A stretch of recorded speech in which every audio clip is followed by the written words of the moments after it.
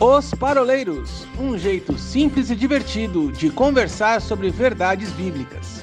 Vambora, que hoje é dia de parola. Olá, bem-vindos de volta ao canal dos Paroleiros para o segundo bloco da Parola 164, mais uma dentro do tema Perguntas de Deus. Tema esse que começou lá em junho, nós já estamos acho que na 17ª Parola, mais ou menos dentro desse tema, e eu acredito, meninos, que vai ser o tema, acredito não, né?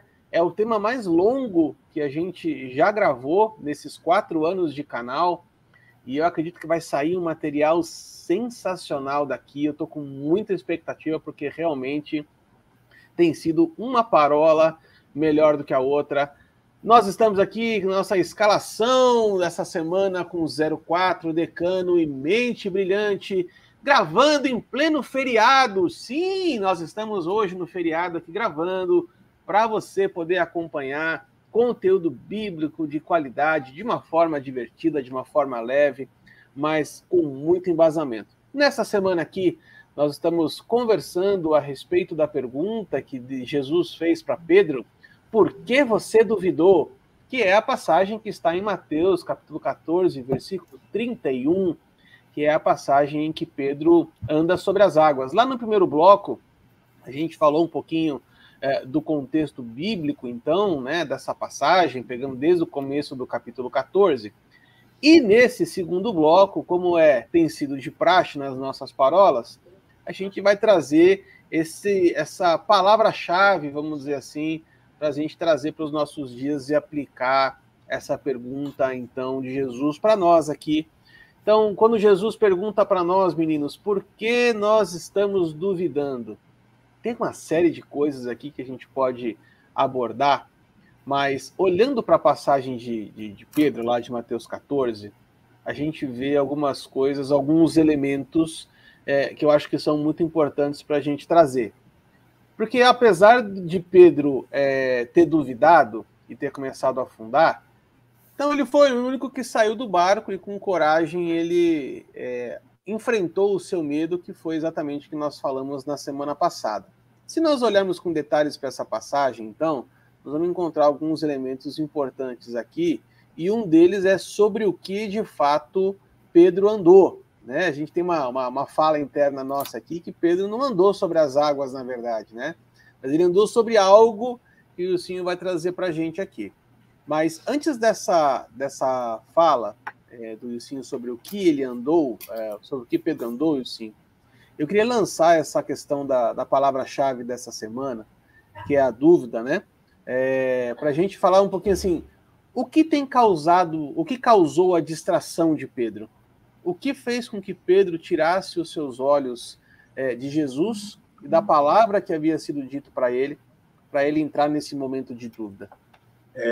Aqui nós vamos ver algo interessante, né? Porque a palavra vai dizer que o vento começou a bater no rosto de Pedro, né? Isso me faz entender algo que eu estava meditando, porque o vento você não vê, o vento você apenas e tão somente você sente. Olha como é interessante isso. Algo que não tem uma aparência diante dos nossos olhos pode fazer com que nós paremos, com que nós venhamos a estar paralisados. Joyce Meyer, no seu livro Campo de Batalha na Mente, ela vai falar sobre isso, sobre conjecturas que nós temos na nossa mente. Muitas vezes, a realidade que está posta diante de nós, nós fazemos conjecturas e nós passamos, então, a simplesmente ficarmos parados e não avançarmos, quando, na verdade, aquilo não é uma realidade. Pedro, ele sentiu o baque do vento vindo diante dele. Na verdade, antes disso, ele tinha toda uma situação contrária, mas o vento lhe era contrário. Ele não via, ele só sentia, e aquilo lhe fez temer. E é interessante que nós vamos ver em outra passagem que foi que nós falamos na nossa última parola. Jesus estava dormindo, estava uma grande tempestade, ele se levanta e ele repreende. Então, a pergunta que fica aqui para nós é: o que nós temos conjecturado que tem uma aparência que pode nos paralisar e, de fato, nós estamos sucumbindo? O que é que tem se levantado contra nós que, diante de todo um cenário, e nós precisamos entender algo? Mark Hanks, no seu livro Espírito da Fé, ele fala algo que, para mim, é tremendo. Ele fala assim: Satanás, ele vai levar você para a arena dos sentidos, porque na arena dos sentidos nós iremos ser derrotados. Porque o justo, ele vive da fé, ele não vive por o que vê. Ou seja, quando eu dou ênfase aos meus sentidos, às minhas emoções, às distrações, essa batalha eu vou perder. E aí Mark Hanks, ele fala assim: mas eu convido você a levar Satanás para a arena da fé, porque na arena da fé nós venceremos, porque este é o espírito da fé. Eu criei, por isso falei. E aqui é interessante, então a primeira coisa é a distração. O que tem aparentemente chegado diante dos nossos olhos, dos nossos sentidos, das nossas emoções, que tem feito com que nós fiquemos paralisados. E o segundo ponto é: Jesus, ele diz assim, vem. Ele só fala isso, vem. O que significa dizer que uma palavra foi enviada. Eu falei isso no bloco anterior. Eu gosto dessa sequência de versículos. Eu estudando achei fantástico. Salmo 119, 89 diz assim: a palavra do Senhor, ela é estabelecida nos céus. Salmo 147, 15 diz: e ele dá uma ordem à terra, ou seja, ele ativa aquela palavra que está estabelecida no céu e ela libera para a terra. Aí essa palavra, Salmo 147, 15, vai falar: e ela vai correr velozmente. Aí o Isaías, ele vai pegar essa palavra que está correndo, ele vai falar assim: e ela vai se cumprir. Ela não vai voltar sem antes cumprir os seus propósitos. Ou seja, Jesus, ele falou, vem. Ele pegou aquela palavra lá de cima, liberou sobre a terra, fez uma prancha de surf aqui para Pedro surfar nas águas do Espírito. E é e é nessa palavra, vem, que ele deveria estar pautado. E aí é que vem um ponto, porque ele se posiciona nessa prancha, ele se posiciona nesta palavra. Só que o que acontece? Você se lembra da parábola do semeador? Uma semente caiu no meio dos espinhos, outro caiu no meio das pedras, outro caiu ali, mas uma caiu numa terra boa. O coração de Pedro ainda não era um coração convertido, tanto que em uma determinada passagem, Jesus ele diz assim: Pedro, quando tu te converteres, né? Então veja, ele ainda estava caminhando, experimentando o que é o espírito da fé. Então a palavra foi liberada, ele monta sobre essa palavra, só que ele começa então a olhar, tirar os olhos daquilo que é a palavra. Isso é algo muito preocupante nos nossos dias. Porque muitas vezes nós temos uma palavra de Deus dentro do nosso coração, que vai acontecer, porque Deus não é homem para que minta, nem filho de homem que se arrependa daquilo que prometeu. Se ele falou, vai acontecer. Vai acontecer. O problema é que muitas vezes, e aí eu gostei da ilustração do Waze, do Arthur, eu só não sei como que 270 quilômetros, ele demora 4 horas, eu acho que ele vem a passos de tartaruga, mas aí é um outro papo, né? Mas se você parar para pensar, isso que o Arthur falou é tremendo, né? Porque você tem uma palavra dentro de você. Qual que era a palavra? 270 quilômetros. Em 270 quilômetros vai acontecer. Vai acontecer. O problema é que aí nos 270 quilômetros, o que eu começo a fazer? Bom, é 270 quilômetros, mas será que o pneu não vai furar? Mas será que não vai aquecer o meu motor? Mas será? E os mas, essas essas perguntas que vêm no nosso coração, o mas, essa figura de linguagem que a gente começa a utilizar aqui, ela começa a ter o ingrediente da incredulidade. E o ingrediente da incredulidade faz com que nós venhamos a retroceder. Então, por que duvidaste? O porquê duvidaste? Porque a palavra ainda não estava enraizada no coração dele.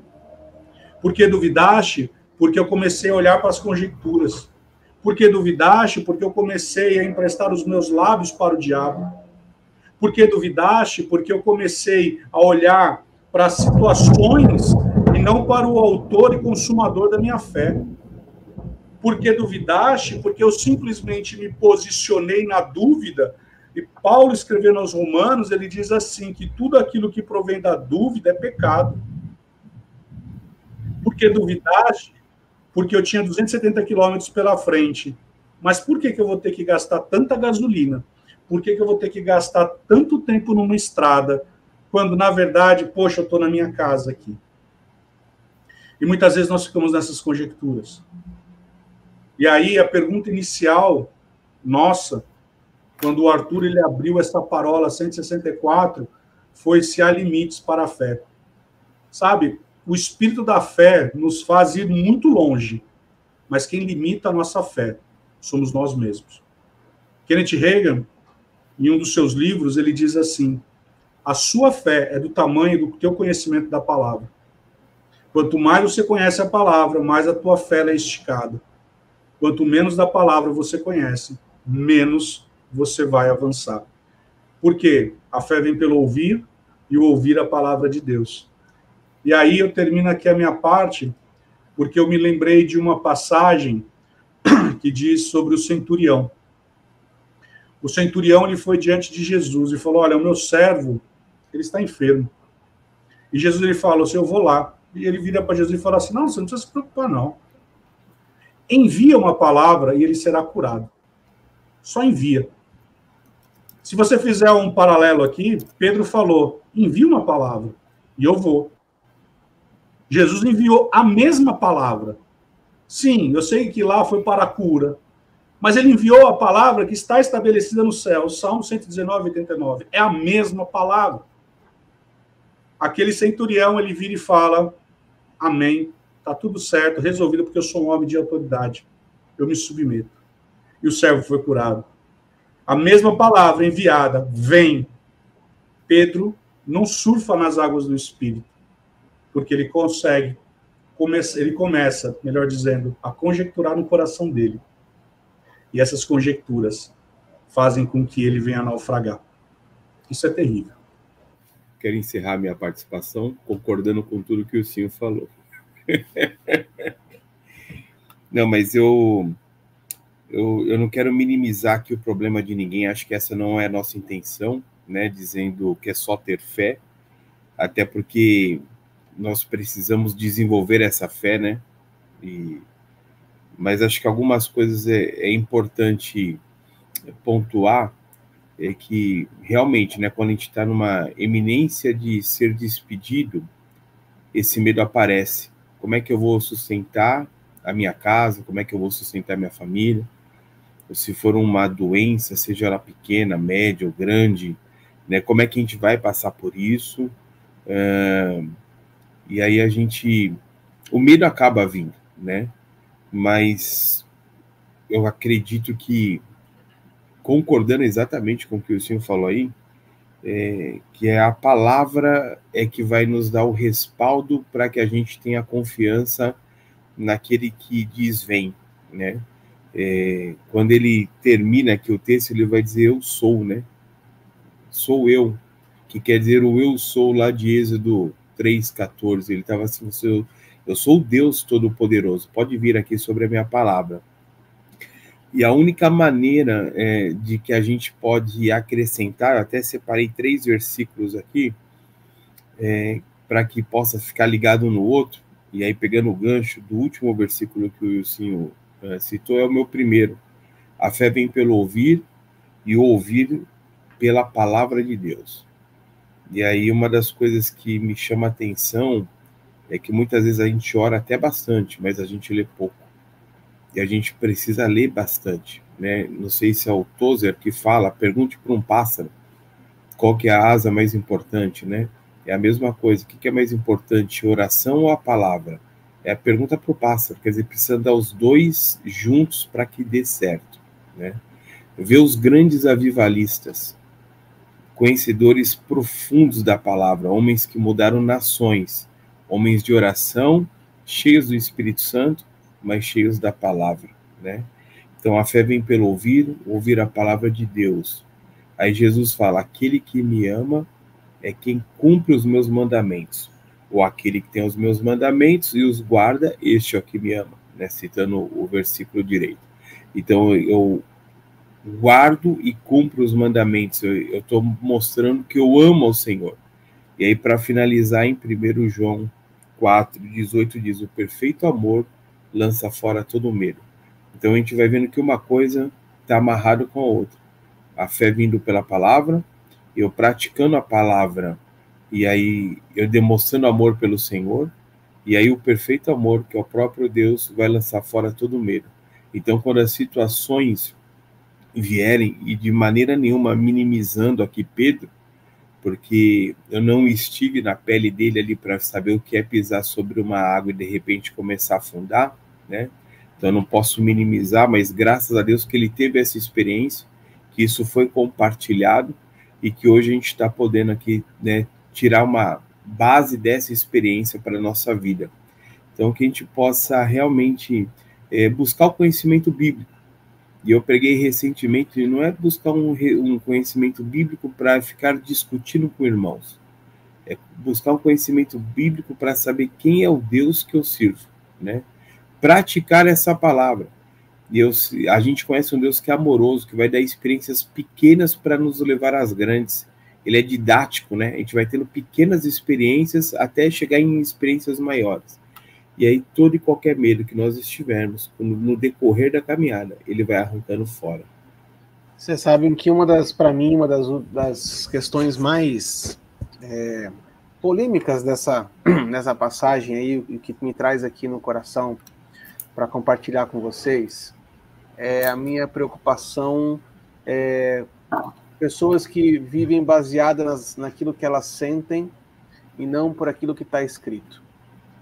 Eu lembro uma fala do oráculo, quando ele fala assim, quer entender como é que está a vida espiritual de uma pessoa, escute a oração dela.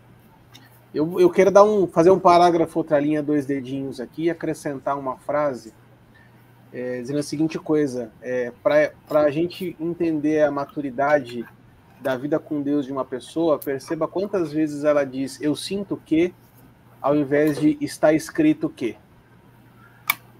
Uma vida cristã baseada em emoções, baseada somente em sentimentos, em sensações, pode levar a gente a lugares não seguros. Né? E aí eu vi uma frase uns dias atrás que diz assim, que o risco de quem não lê a Bíblia é acreditar em tudo que dizem. Né? A gente tem que estar muito conectado, muito ligado na palavra, nas escrituras, porque elas de fato é que são a nossa base de fé.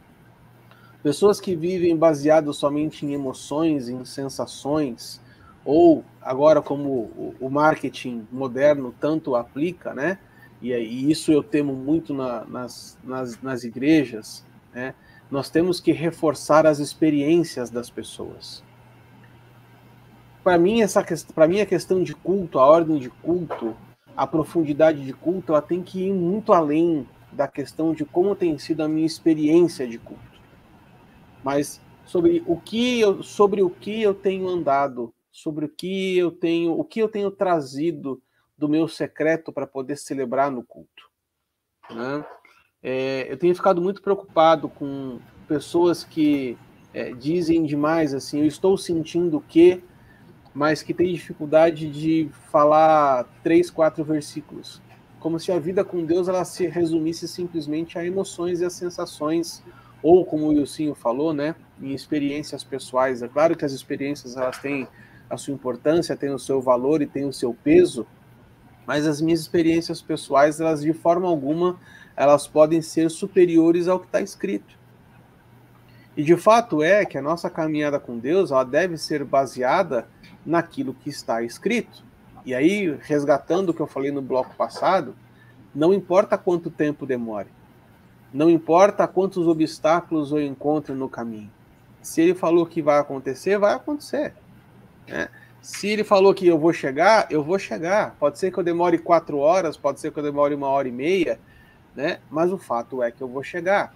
Agora, se a gente viver baseado somente naquilo que a gente sente, a gente vai ter um problema muito sério.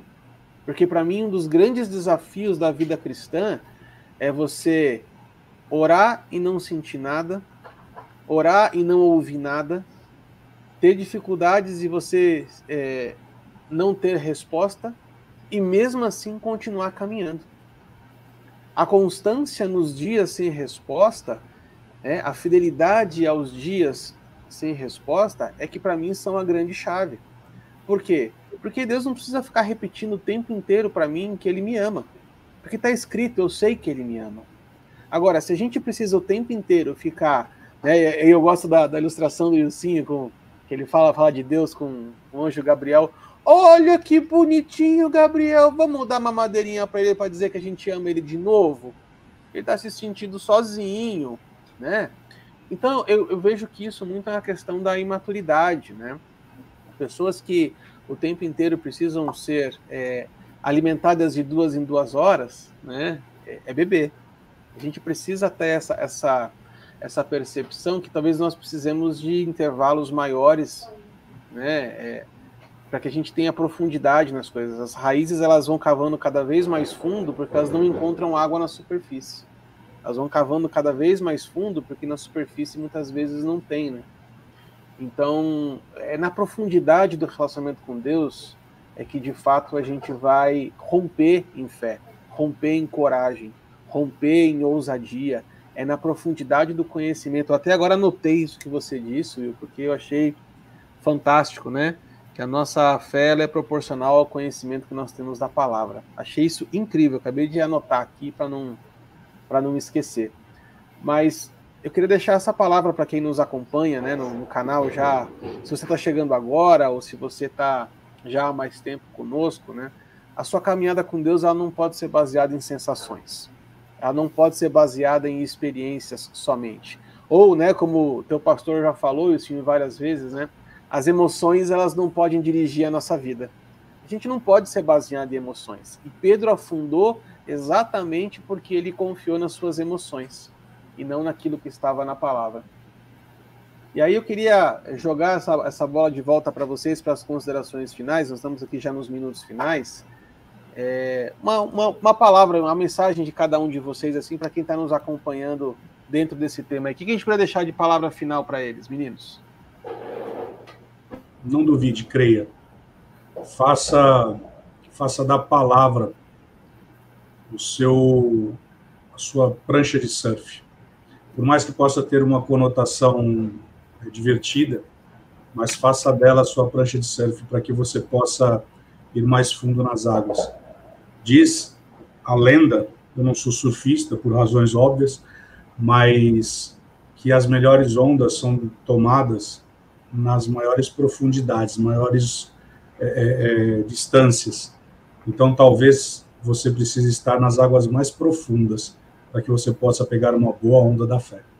Eu quero aproveitar a frase do Ilcinho, mas lembrar todo mundo de um grande profeta chamado Elias, que num período de muita dificuldade, ele continuou. Querendo a morte, ele continuou. Deus foi atrás dele, chamou ele de volta e falou, continua que você ainda tem mais o que fazer no meu reino. E o Senhor falou, não duvide, creia. E aí eu quero deixar, não desista, continue. Por mais que o medo bata a porta, não duvide, creia, não desista, continue. E eu quero deixar aqui, enquanto vocês estavam falando, o Senhor me trouxe no coração um texto que está lá no finalzinho da Bíblia, lá no livro de Judas, capítulo 1, a partir do versículo 20, são os conselhos finais. Ele diz a seguinte coisa: mas vocês, meus amados, edificando-se na fé santíssima que vocês têm, orando no Espírito Santo, mantenham-se no amor de Deus, esperando a misericórdia do nosso Senhor Jesus Cristo, que conduz para a vida eterna. E aqui é a chave. E tenham compaixão de alguns que estão em dúvida. Salvem outros, arrebatando-os do fogo. Quanto a outros, sejam também compassivos, mas com temor, detestando até a roupa contaminada pela carne. A gente, como pessoas mais maduras, o nosso sentimento deve ser de compaixão por aqueles que ainda estão na dúvida. Nosso sentimento deve ser aquele de guiar aqueles que estão ainda com os seus passos incertos, né? Muitas vezes a gente pode, com impaciência, falar assim, caramba, porque está em dúvida ainda? Mas não, eu acho que a gente tem que ter esse sentimento que foi trazido aqui, de compaixão por aqueles que ainda estão em dúvida, para que a gente possa ser guia deles. Bom, chegamos ao final desta parola de número 164, mais uma dentro do tema Perguntas de Deus, nessa semana falando da pergunta que Jesus fez a Pedro, por que você duvidou? E na semana que vem estaremos de volta com mais uma parola inédita e mais uma pergunta de Jesus. Nós estamos no Facebook, no Instagram, nós estamos no YouTube. Aliás, já deixa aqui a sua curtida, ativa a sinetinha, assine o nosso canal, compartilhe esse conteúdo com mais pessoas. Mas se você gosta do formato de podcast, para você escutar aqui no seu foninho de ouvido enquanto você faz a sua caminhada ou qualquer outra tarefa, o canal dos Paroleiros estão nas maiores plataformas de podcast da internet. Escolha o que for melhor para você, mas o importante é a gente estar junto. E até semana que vem, se Deus quiser. Um grande abraço. Tchau, tchau.